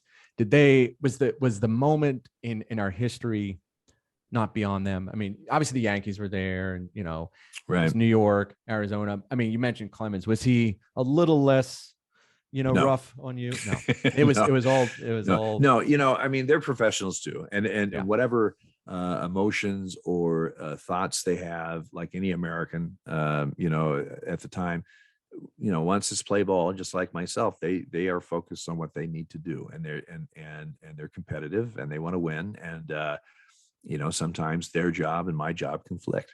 Right. So, Right. and you understand that. I mean, you get it, it's just that certain players are a little more conflicted. Yeah. And that kind of thing. But in general, there was this emotion that was everywhere in that series. Right. But I didn't particularly see any differences of attitudes or thoughts or whatever with the players. I mean, it pretty much was, when it was time to play, you played, Right. and that's just what you did. So, but it was, I'm very happy, and I'm proud to say that I was part of that. Yeah, it was absolutely. such a monumental time in our history. Now, you've had some great, obviously, professional moments, but I'm going to lead into the book a little bit and talk about your professional journey. Now, 2014, you decided to come out publicly, first active, I believe, openly gay official in sports, or definitely MLB. Well, in the top, football, basketball, soccer, hockey, baseball, I was the first active male. NBA, Violet Palmer, I believe. She came out, I think, that summer of 14. And I came out in December. Gotcha. So let's talk a little bit about that. Why then? Why and how did it take that long? I mean, for you, why did it need to happen at that point in your career? Well, first of all, this was not a shock to Major League Baseball. This was not, the people that signed my checks, people at Park Avenue. This was not a shock to the umpire staff. I was not a closeted gay man. I was early in my career when I was working baseball, but back home, it wasn't like I was, I was living an openly, an open life, but in baseball, for many reasons, it was, something I actively tried to hide. First of all, you got to remember, my first Northwest League game in 1981 out of umpire school, my first professional game in June, was about 2 weeks after a strange cancer was affecting young men in San Francisco and New York, which, as we all know, blew up into the AIDS and HIV epidemic. And so my minor league career and paralleled the 80s of my minor league career as a gay man, paralleled the 80s of this HIV trauma, which, people were scared. They didn't know how to, what it was. They didn't know, can you get on share a towel or something? I mean, there was a lot of fear when this was going on. So not only was I actively didn't want people to know, baseball know I was gay, because I thought it would affect my moving up, like I would be not moving up. Yeah. But now you add in the fact that I didn't want people to find out I was gay, because there would be a ton of guys who wouldn't want to work with me at all. Because in the minor leagues, you are with your partner Stigma. a lot. Yeah.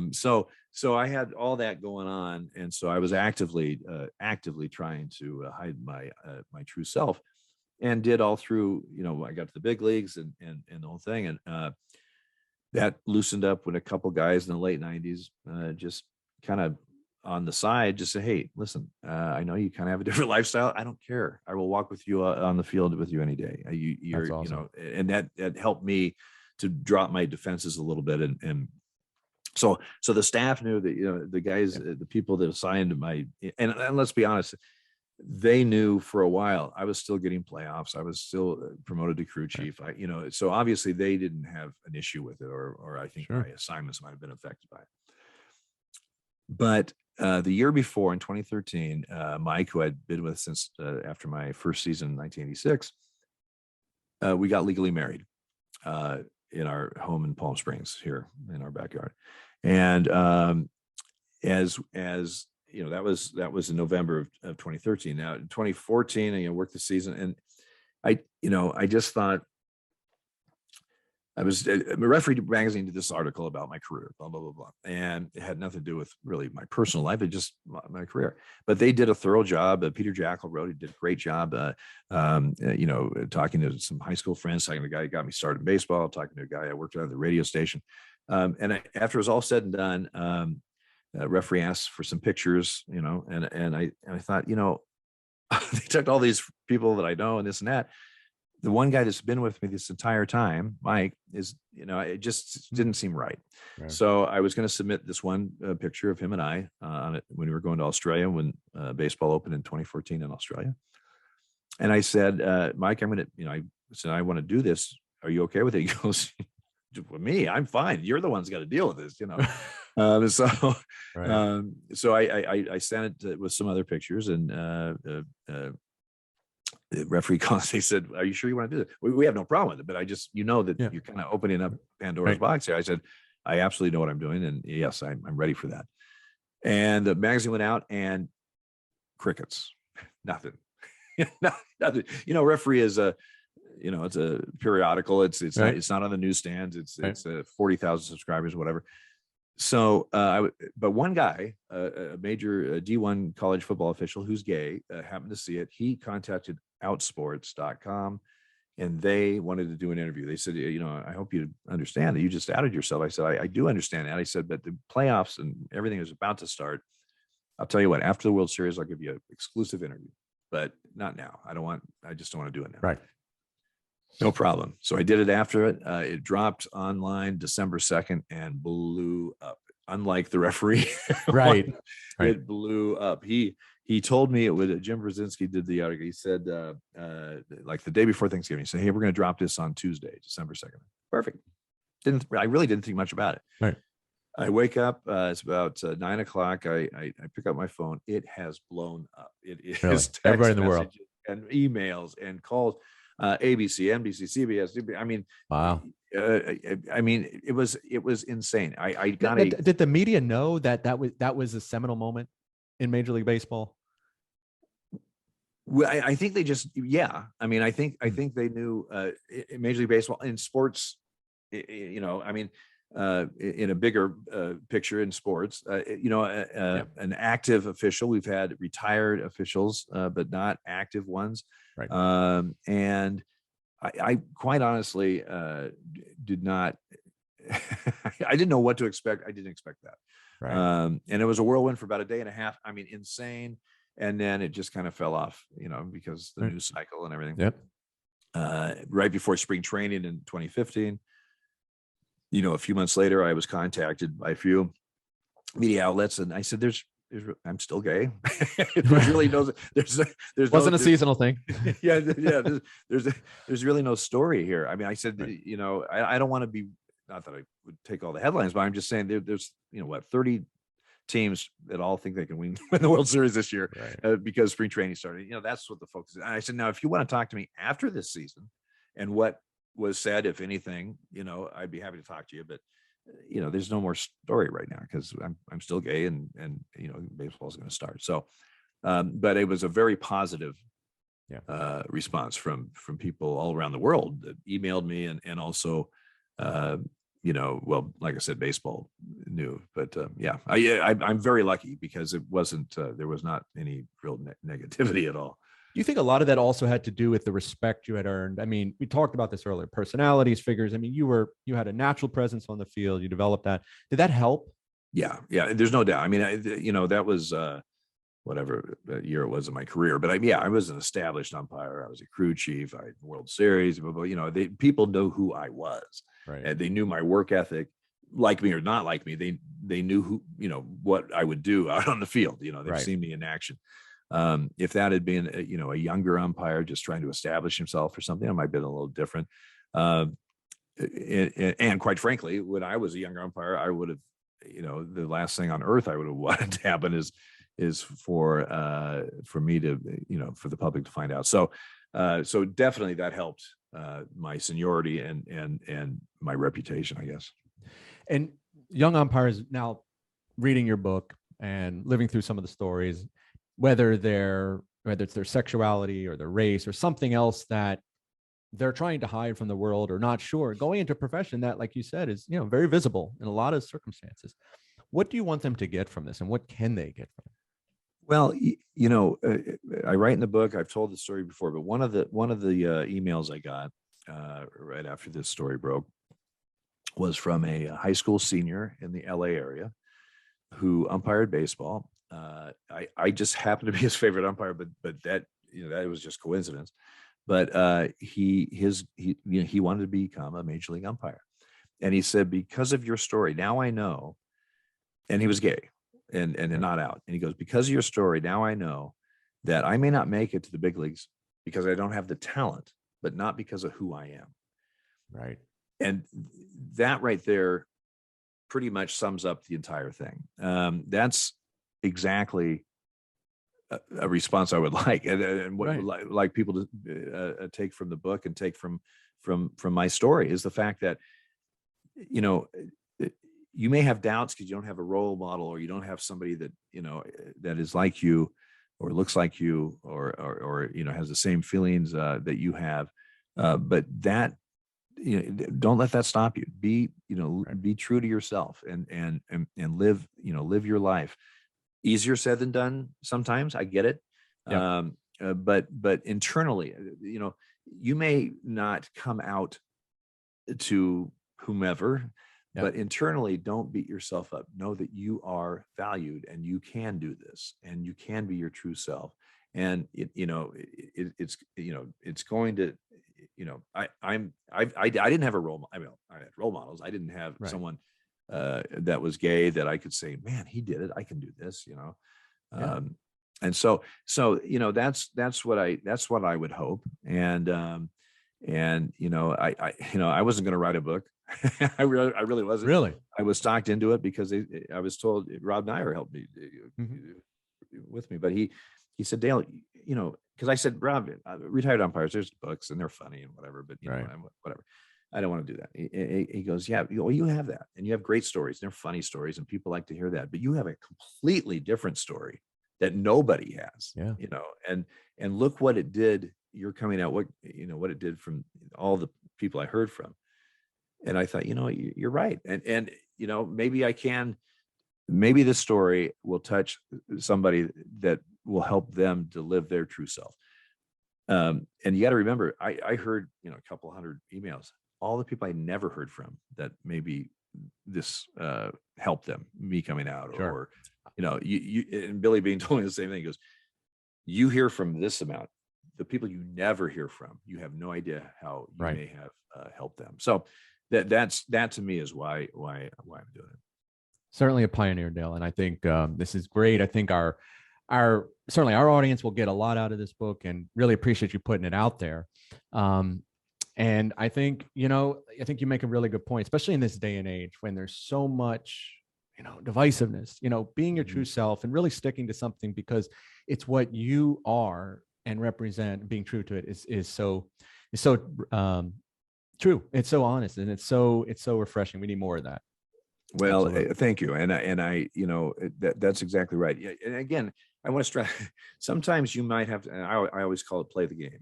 You might have to play the game with because of, maybe religious things or at work or whatever. I get that, but don't let yourself think that because of that, you are not valued. You're not, be true to yourself. When I came out, when I was 19, I figured everything out. Right. And I looked in the mirror and I said, okay, I get it. You're gay. Okay. Right. You're gay. Now, what are you going to do about it?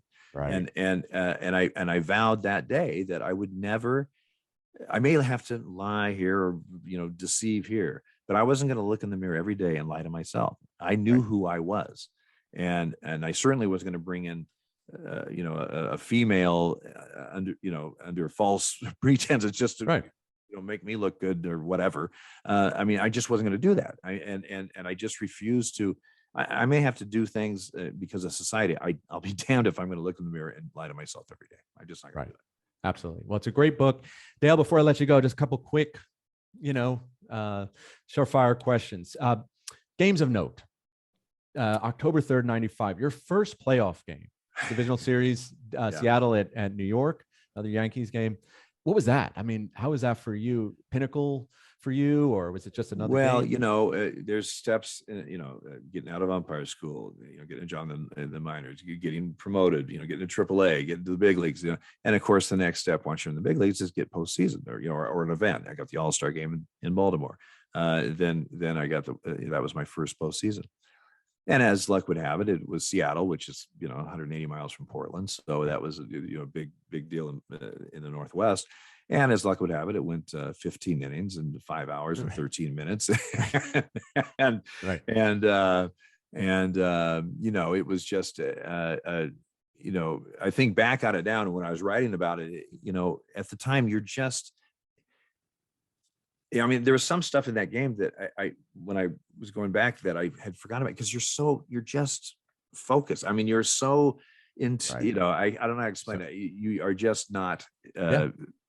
everything is just involved here and whatever. But thank God Jim Leyritz hit a walk-off home run as it was raining, and it Right. rained for the next day and a half. I don't know if they had not won the game at 1 a.m. or whatever the hell it was. At some point we're going to have to take them off the field, and we may not get back on there for another couple of days. I mean, Right. that's how much rain came up into the Northeast at that time. So it was really quite something to have your first playoff play game. Right. Memory for sure.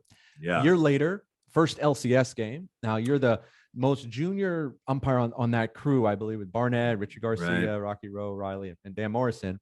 And of course, you're at first base. You've got probably the best view in the entire stadium, right, of what happens. So this young kid, Jeffrey Maier, reaches over and interferes, and Richie misses it. Talk us through what's happening on the field after that.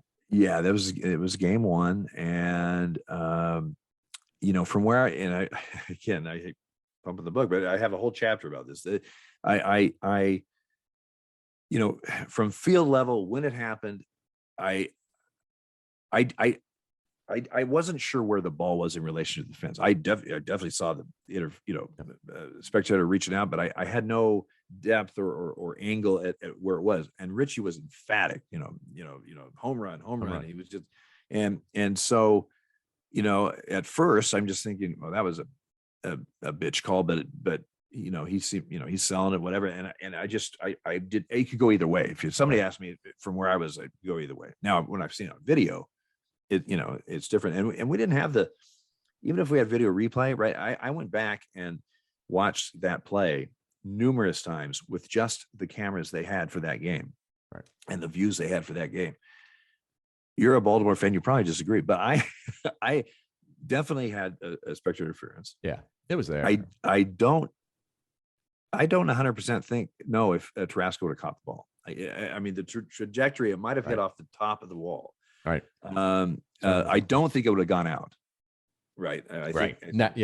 Exactly. But so, under the how we do replay now with what we had to work with, I would probably say spectator interference, but not a home run and not a catch from what because I mean, now you could easily argue the opposite as far as a catch, right? That's how close it was. And we don't have the greatest angles. That's what I'm trying to say is right. Time the angles that we had, you have a couple that you don't have one right where you kind of, the money shot, because people have asked me, what would you do if it was replay right now, that play, right. And I said, well, I think that's what I would come up with. I mean, from what you're giving me, and that's it. Right. But again, it could go either way, right. As far as someone's opinion. And that's the thing about replay. A lot of people thought, oh, we got replays. There'll be no more controversy. Solve all problems. All the problems are going to be solved. And it's just not true. I mean, it corrects obvious errors. But you have, plays where one angle looks safe, one looks out, or you have the perfect angle, and right when you need it, the player, runs by or whatever, and you're blocked, and you go, oh man. And you have just once, you just can't tell one way or the other. You got to go with what was called, but fans will see it from here. Right. And they're going to see it the way they want to see it, especially if it's a real, close one. Then you have collateral damage, the guy that slides and then he's this far off the base with the tag still on him. Right. Right. And so now he's out, right. And it's like, that's not what replay is for. But how do you change that? You can't, Right. well, he wasn't off enough or whatever. I mean, if he's off the base being tagged, he's out. It's Yeah. just the way it works. So there's a lot of things that replay helps, but also can hinder. When you're in the replay booth or when you replay office in Chelsea or wherever it is now, are you thinking that way, or are you thinking as an umpire on the field? Like, are you putting yourself on the field as opposed to kind of how the NFL does it behind this big pane of glass? Yes and no. I mean, because you obviously have been on the field, but unlike the guy on the field, I get to see it in several angles and mosaic it if I have to, and super slow-mo or whatever.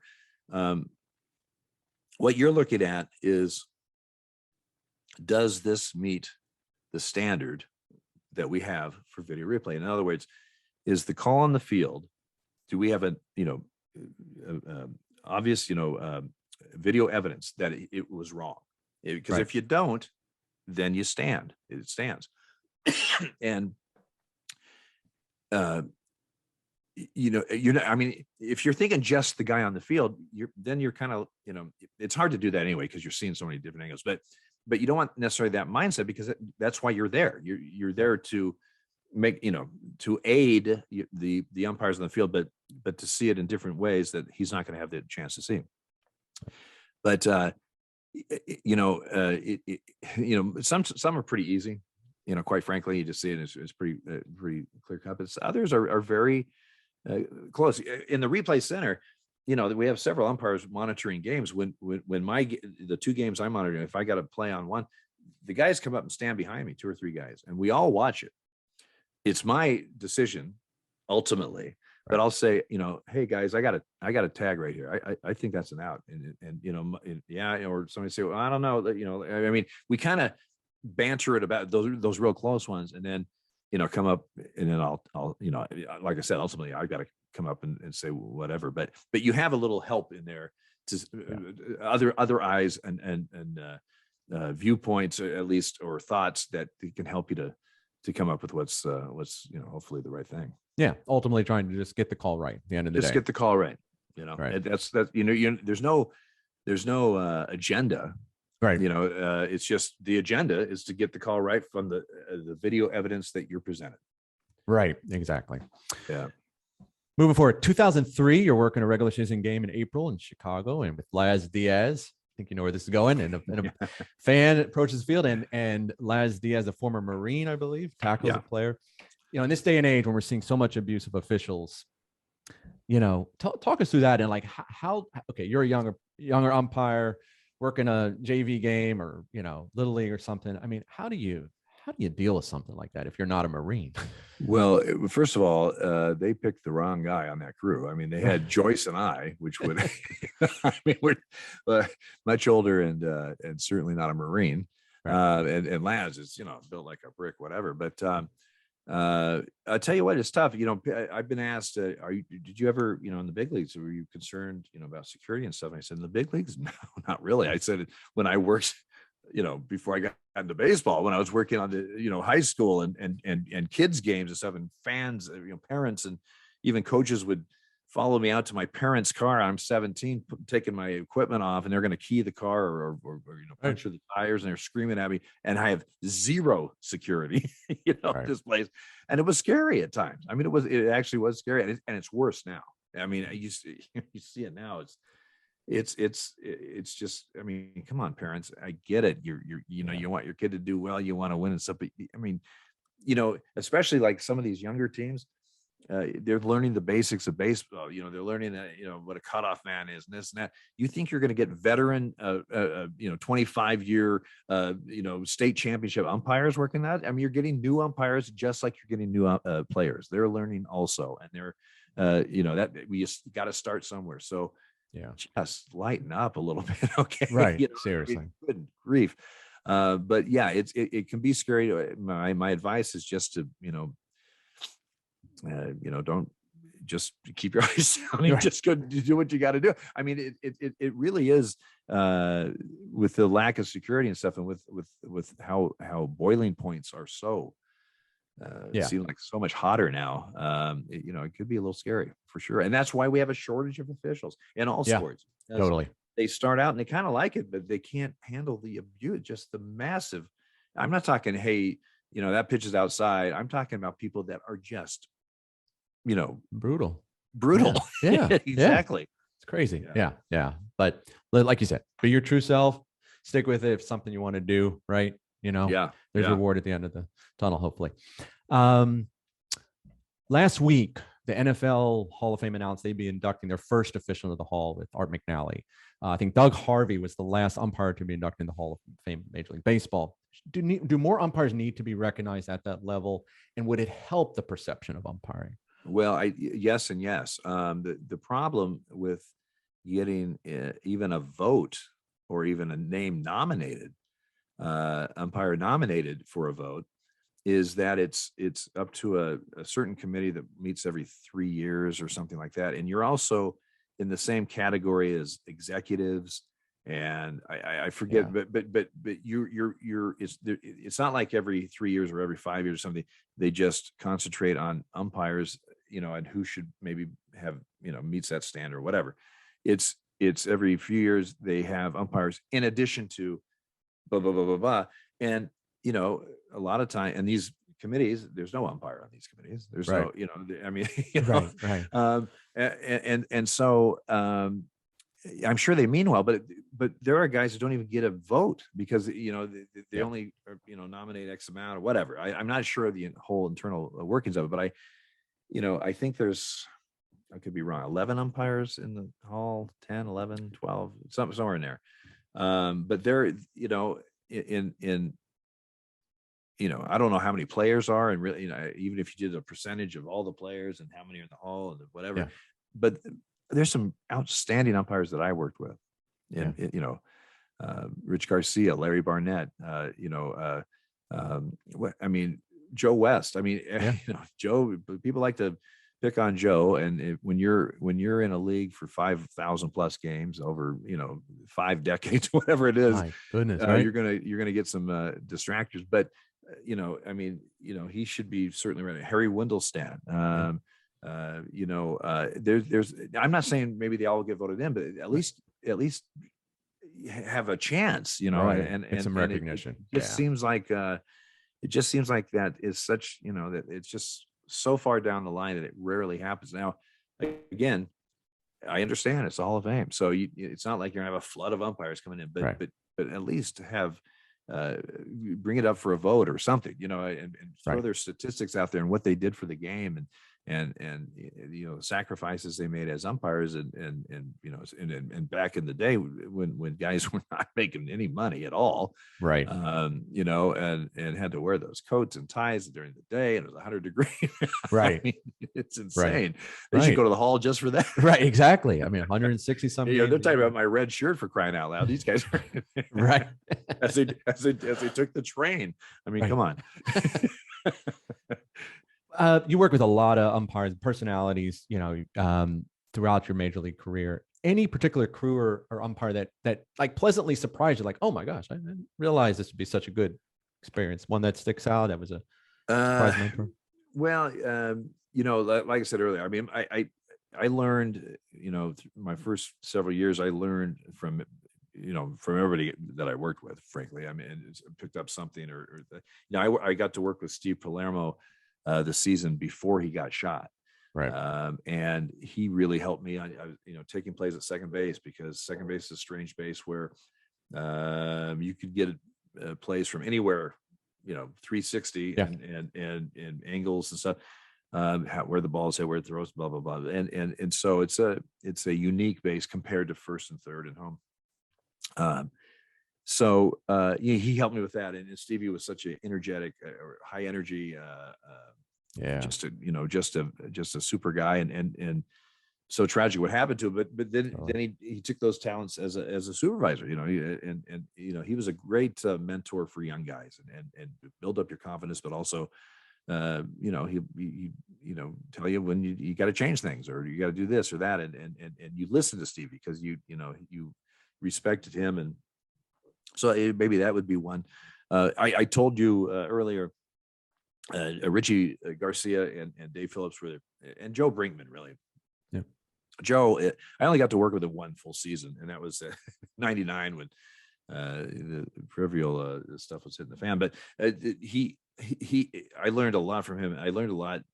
He's one of my favorite guys, and he's just he's a super human being and a great guy to talk to. He's just a very unique individual, and I really enjoyed working with him. There were some young guys that I'll be honest, I'm not going to name any names, but I thought, maybe I worked with them in spring training or they came up for just a couple games here and there. And I thought, man, I'm not sure if this guy's got what it takes. And, next thing I know, he's working his 4th World Series or something. Right. You never know. Right.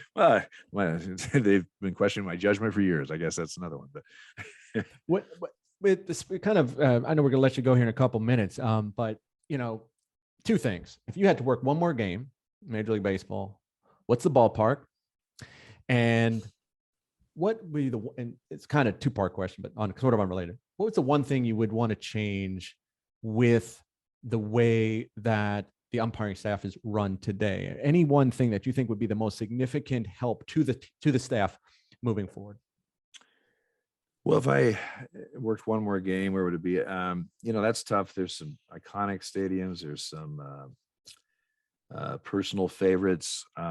If I had to narrow it down to one place, probably Fenway. Really? Fenway is very, very unique ballpark. Yeah. And I've had some very unique experiences at Fenway, both good and bad, but that would probably be it. The fans are very savvy there as far as, baseball fans and knowledgeable and that kind of stuff. Anyway, that would probably be the answer to that. Sure. Although I could list several others. A change, one thing that I don't know if this necessarily answers your question, but one thing that I just really makes me insane when I hear it all the time is how when people say umpires are not accountable, they're not accountable. They do this and then they just go on and they don't care and nothing happens to them. Yeah. Well, that is so far from the truth. We are accountable on every pitch that we call. We are accountable on every play that we call. We are accountable on plays that we don't call. If there should have been an obstruction and we didn't call it or something to that effect. Right. We are scrutinized in our umpire reports and that kind of stuff. Trust me, when a guy has now you got to understand, if I go out and miss a call, you're not reprimanded for missing a call. It's a judgment call. Do you reprimand a shortstop for an error? Right. Now, right now, a lot of they say, well, they don't send them down. They'll send a shortstop down. Why don't they send an umpire down? Well, because it's different. It's a different type. But if a guy, again, you have to understand, to get to the big leagues, you've usually been vetted for years in the minor leagues, right? And seen and tested and blah blah blah. Where a player maybe have a great year in A-ball and bam, he's in the big leagues. And now he's struggling in the big leagues, so they send him down. Right. There's not as much vetting or whatever. It's a different. It's apples and oranges as far as that goes. But we are constantly accountable for everything we do. If I screw up a regulation or a rule or something, maybe a guy or a fan doesn't even realize it's not a call. It's a pitching regulation that I shouldn't have let this guy in or whatever it is. Yeah. We're fined if it's really something horrible that we should have known or somebody on the crew should have known. We can be suspended. We are, if you are somebody that's on the bad side of whatever, you're not going to get any postseason. You're not going to get, it's never going to. The bottom line is fans are going to a lot of times blame, and a lot of times the blame doesn't necessarily go on their team. It goes on something else. And officials that's part of the job. That's what we signed up for. Right. But we are accountable. Everything we do out there is looked at and graded. So to think that we just nonchalant, he missed that pitch and he walks off because he doesn't care, well, no, right. You do care. and if you did miss a pitch, you are not happy about it. And if you consistently are missing pitches, they will, do something, rather it be some extra training or whatever it is. The point is, we have to answer to them. Right. And it makes me a little bit insane that people think that we just show up and do whatever sloppy job we do and just walk off, and and the league goes, oh, good, yeah. It's like this. It's. I mean, when we are evaluate on every single pitch that we call, and that's an art right there, calling pitches. Trust me, it's out there, and I wish people would at least, you don't have to agree with us or whatever, but at least recognize that we're not just doing whatever the hell we want to do, and nobody cares. I mean, that's a little frustrating. Yeah, I mean, I think, and everything you've shared today, I mean, is just a thread of accountability. I mean, it's your craft, your passion, your pride in it. I mean, you got 2 people joining the staff this year. I think Sean Barber and Ben May. I have 600 plus major league games. He's been 5-6 years been waiting. I mean, can you imagine? Talk about vetted? I mean, right. Talk about vetted. Right.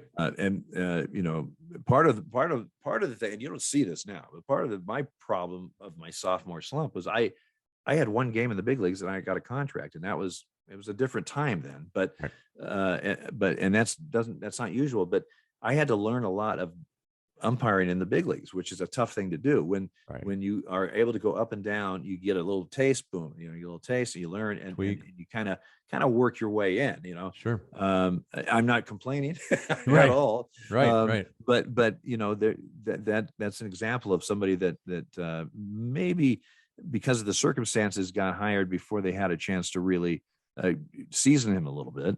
But they also thought, and hopefully I proved him right, that he had a lot of potential. He just needed to, and then Marty, like I said, saved me. But umpires are vetted. Players not so much. That's why they go down. They have a hot streak. They go up. Now they're struggling because it's big league pitching, and that's a little bit different. And they go down. I mean, it's a different animal. Right, for sure. Well, Dale, I think that's a great point to leave it on. We got 5 new crew chiefs in Major League Baseball this year. If any of them are a thread of what you were in your career, they're going to be all right. I know they've already proven themselves pretty well, but it's been a pleasure speaking with you. The book is called The Umpire is Out, Calling the Game and Living My True Self by Dale Scott, available on May 1st, pre-sale now on Amazon or Barnes & Noble, anywhere else where folks can get the book. Yeah, I always like to plug the Portland independent bookstore, Powell's bookstore. If you've a book person or have been to Portland, you understand that it's the largest independent bookstore in the world. Yep. At least that's what they say, but it's huge. But anyway, they also have it for a pre-order, and I'm sure other places do. You check your local bookstores that you can pre-order it. But hopefully they'll enjoy it. There's some funny stories in there, and there's some very personal stories. So. Absolutely. And being true to yourself, I think that's such a great point for anybody out there. You've been a great role model. What's next for you, Dale? Are you doing a book tour? Are you going to be traveling around? Well, if this catches on, it'll be a movie, and I'll have to work on that. I'm already putting my list together. There you go. The young Dale. And I don't know. Right now I'm formulating, I'm going to be going to some MLB Pride nights with the book and that kind of stuff, and doing some around the country, some bookstore signings and blah blah blah. We're putting all that together now, and then after that, I'm not sure. I still speak to some associations, and I'm going to Chicago first weekend of March for their clinic there, and I enjoy doing that. I just got done teaching at the Palm Springs Umpire Camp for 3 weeks. We worked with Wounded Warriors and the Wounded Warrior Umpire Academy, and some unbelievably great stories, and really enjoyed that, and meeting those guys and working with those guys. So I keep my I do a little this, a little that, a little this, keep me going a little bit, but I'm also enjoying retirement and not being on a plane every 2 days. There you go. All settled in. Well, it's Major League Baseball umpire Dale Scott, number 5 in your books, number 1 in your hearts. And thank you very much, Dale. This has been an absolute pleasure. Certainly enjoyable by all of us. Adam, thank you. I appreciate it. It's been a lot of fun. Awesome.